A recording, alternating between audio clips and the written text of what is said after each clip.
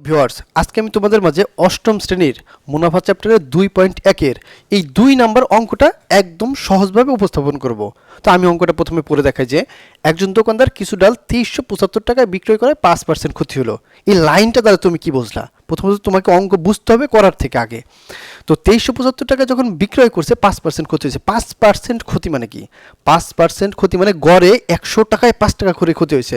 100 টাকায় 5 টাকা, 200 টাকায় 5 আর 5 10 টাকা, 300 টাকায় 3 5 15 টাকা, এইরকম অ্যাভারেজ ক্ষতি হইতে হইতে হইতে হইতে তার এইরকম করে বিক্রয় হয়েছে। তাহলে যে 100 টাকা যদি তার ক্রয় মূল্য থাকে, বিক্রয় করছে কত? বিক্রয় করছে 95 টাকা। তারপর 200 টাকার সময় আর 100 টাকা বিক্রয় করছে 95 টাকা, 300 টাকায় 95 টাকা, প্রতি 100তে এরকম করে 5 টাকা করে কমে বিক্রয় করছে।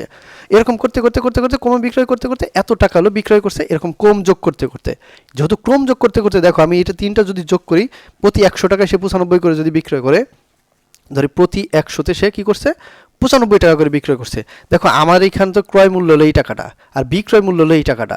দেখো এইখানে যোগ করলে 300 হয়, কিন্তু এইখানে যোগ করলে কিন্তু 300 কম হয়, 300 হয় না, 300 3 পাশে 15 টাকা কম হয়। তাহলে তুমি বলতে পারো 285 টাকা। তো বিষয়টা হলো এইরকম যে ও যখন এই ডালটা 2375 টাকায় বিক্রয় করছে, গড়ে ক্রয় মূল্যর 100 টাকা করে ধরে গড়ে ওর প্রতি 100তে 5 টাকা করে লস হয়েছে, প্রতি 100তে 5 টাকা করে লস হয়েছে, প্রতি 100তেই 5 করে লস হয়েছে। এরকম করতে করতে ওর 2375 টাকা হয়েছে। 2375 টাকা। এখন তুমি তো বুঝতেই পারছো, তাহলে ক্রয় মূল্য এর থেকে কি হবে? ক্রয় মূল্য এর থেকে বেশি হবে, কারণ লসে বিক্রয় করছে। লস হয় কখন? যখন তোমার দামে 100 টাকায় কিনা থাকলে তুমি যদি এর কমে বিক্রয় করো তাহলে তোমার লস হয়। তাহলে এইটা তো সেই ক্রমের বিক্রয় মূল্য, তাই তোমার আসল যে ক্রয় মূল্য সেটা তো আরও বেশি হওয়ার কথা, যেমন এই যে এরকম বেশি। ওকে, এইটুকু আমি বোঝানোর চেষ্টা করলাম। পরে দেখলাম কত টাকায় বিক্রয় করলে 6% লাভ হতো।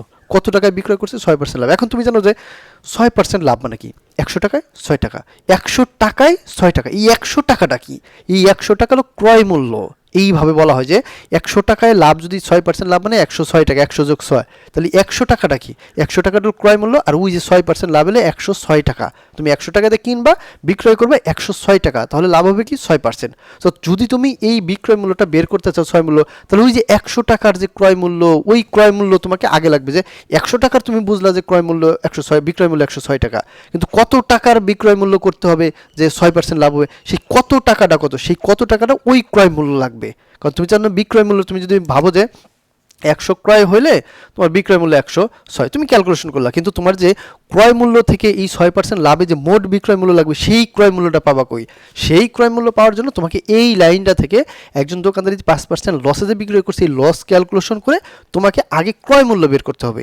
তো এইখানে আরেকটা ব্যাপার মাথায় রাখতে হবে যে যেই জিনিসটা চাবে, যেটা তোমাকে জিজ্ঞেস করবে যে ক্রয় মূল্য কত, বিক্রয় মূল্য কত, লাভ কত, যেই লাইনটা চাবে ওই লাইনটা পরে হবে। পরে হবে কেমনে? আমি যদি দেখো এটা যদি আমি ক্রয় মূল্য ধরি, এটা যদি বিক্রয় মূল্য ধরি, তা আমি যদি বলি 100 টাকায় ক্রয় মূল্য, বিক্রয় মূল্য 106 টাকা, সমস্যা তো নাই, কথা তো সত্য। ওকে, কথা সত্য। আমি যদি বলি বিক্রয় মূল্য 106 টাকা, ক্রয় মূল্য 100 টাকা, তাও তো কথা সত্য। বিষয়টা ক্লিয়ার? তো দুইভাবেই লিখতে পারো, তুমি এদিকেও লিখতে পারো, যেমন একটা কলার দাম 10 টাকা, আবার তুমি লিখতে পারো 10 টাকায় একটা কলা পাওয়া যায়, কথা সত্য। কিন্তু বিষয়টা হলো কোন লাইনটা পরে হবে? যেই লাইনটা তোমার দরকার, যেই প্রশ্নটা তোমার দরকার, যেই উত্তরটা দরকার, সেই লাইনটা পরে হয়। তাহলে এইখান থেকে তোমাকে ক্রয় মূল্য বের করতে হবে। যদি ক্রয় মূল্য বের না করো, এইখানে তো 6% লাভে যে তুমি বিক্রয় মূল্য বের করবে, কার সাথে তুলনা করবে, সেই ক্রয় মূল্যটা কোথায়? সেই ক্রয় মূল্যটা লাগবে। তার জন্য এখানে আমরা ক্রয় মূল্য বের করব। তো আমরা জানি যে 5% লসে, 5% লস মানে কি? লস মানে তোমার 100 টাকা থেকে 5 বিয়োগ মানে 95 টাকা। তো যেহেতু আমাদের ক্রয় মূল্য বের করতে হবে, আমরা এখানে প্রথমে লিখব যে বিক্রয় মূল্য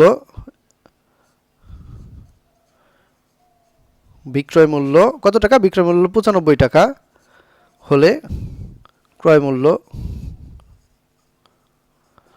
কয় টাকা হবে? ক্রয় মূল্য হলো 100 টাকা। তাহলে বিক্রয় মূল্য হলো 1 টাকা হলে ক্রয় মূল্য হলো 100 ভাগ হলো 95 টাকা। আর বিক্রয় মূল্য কত? এই যে 5% লসে বিক্রয় মূল্য হলো 2375 টাকা হলে ক্রয় মূল্য হলো 100 গুণ হলো 2375 শুনে হলো 95 টাকা। তো এইটার ক্যালকুলেশন করলে আমি দেখতে পাচ্ছি যে ক্যালকুলেশন হলো 2500 টাকা হয়। 2500 টাকা। এটা কি? এই 2500 টাকা কি? 2500 টাকায় হলো ক্রয় করছিল, 2500 টাকায় ক্রয় করছিল, ক্রয় করে 5% বেচছে, তাহলে 100 টাকায় 5 টাকা, 200 আর 100 টাকায় 5 টাকা এমনি করতে করতে 25 বারে প্রতি মানে 2500 হইতে কি 25 বার লাগে। 2500 মানে কি 100 গুণ 25 তাহলে 2500 প্রতি 100তেই 5 করে লস হয়েছে। তো এরকম প্রতি 100 করে 25 গুণ আবার 5 দিলে ওই যে কয় টাকা মিসিং হয় এই কয় টাকাই হয়। তো এইভাবে সে লস করছে। এখন তুমি তো এটার ক্রয় মূল্য বের করলা, সে ক্রয় মূল্য কিনছিল 2500 টাকায়, বিক্রয় করছে 2375 টাকা, গড়ে 5% ক্ষতি হয়েছে। এখন তোমাকে পরবর্তী লাইনে করতে হবে যে 6% লস হতো, সরি 6% লাভ হতো কত টাকায় বিক্রয় করলে। তো তুমি জানো যে এটা ক্রয় মূল্য, তোমার জানা লাগবে কি লাভ কত টাকা, মোট টাকা, বিক্রয় মূল্য কত টাকা। তো যেটা জানতে চাও ওইটা কি পরে হবে। তো এখানে আবার 6% লাভ করতে হবে। তুমি এখানে লিখতে পারো 6% লাভ সমান সমান 100 যোগ 6 সমান সমান 106।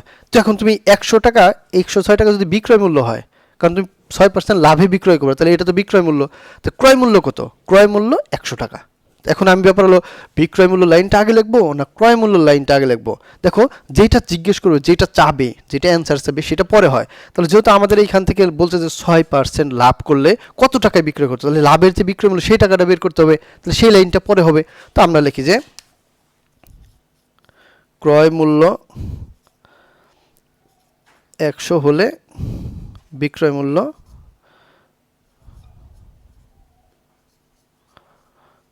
কত হবে 106, কারণ 6% লাভ হবে 106 টাকা।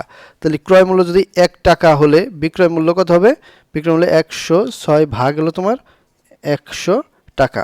এখন ক্রয় মূল্য যদি কত দিয়ে কিনছিল, ক্রয় মূল্য হলো 2500 টাকা কিনছে, 2500 হলে বিক্রয় মূল্য হলো 106 গুণ 25 ভাগ হলো 100। তো এটা গুণ করলে কত হবে, সরি 2500, তো এটা গুণ করলে আসবে হলো 25 গুণ 106 সমান হলো 2650 টাকা। ধর আমি এই দুইটা শূন্য কাইটে দিলাম, দুটো শূন্য করলাম 2650 টাকা। এটা কি হবে, এটা হবে তোমার বিক্রয় মূল্য। কয় পার্সেন্ট লাভে, এই 6% লাভে, 6% লাভে বিক্রয় মূল্য এত, এটাই তোমার অ্যান্সার। তো প্রথমে তোমাকে মূলত একটা ব্যাপার বলি যে অঙ্ক করার আগে অঙ্ক বুঝতে হবে যে কি চাচ্ছে, কোনটা থেকে আমাকে কোনটা আসতে হবে, এইটুকের চাওয়াতে আমার কি কি মিসিং আছে, কি কি ইনফরমেশন মিসিং আছে, সেই ইনফরমেশনটা কোত্থেকে পাওয়া যাবে, কি করলে পাওয়া যাবে, এইটা তোমাকে মাথায় রাখতে হবে। দেখো তোমার উত্তর চাইছে কত টাকায় বিক্রয় করলে 6% লাভ হয়। তো 6% লাভে কি 100 টাকায় 6 টাকা। এখন 100 টাকায় যে 6 টাকা তুমি তো পাইলে, এখন 6 টাকা যে ক্যালকুলেশন করবো যেটা অ্যান্সার হবে ওইটা তো পিছনে হবে। তো ওইটার ইনফরমেশন থাকবে না যে এই যে 100 টাকা, এই যে 6 টাকা। তো এই যে তুমি যে পিছনে আসবে এইখানে তো মিসিং থাকবে ইনফরমেশন। তো আগে যে ক্রয় মূল্যের সাথে তোমাকে ক্যালকুলেশন করতে হবে, তাহলে তোমাকে ক্রয় মূল্য বের করতে হবে। তো এইখান থেকে আমার কি মিসিং আছে, আমাকে ক্রয় মূল্য বের করতে হবে।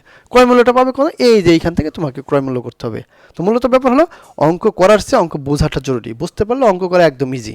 তো ভিউয়ার্স ভিডিওটা কেমন হলো অবশ্যই জানাও, যদি ভালো হয় তাহলে কমেন্ট বক্সে কমেন্ট করো, খারাপ হলে সেটাও তুমি কমেন্ট বক্সে কমেন্ট করো। আর ওয়েট করো, পরবর্তী ভিডিওতে আমি আরও সুন্দরভাবে প্রেজেন্টেশন করার চেষ্টা করব। আসসালামু আলাইকুম, বাই।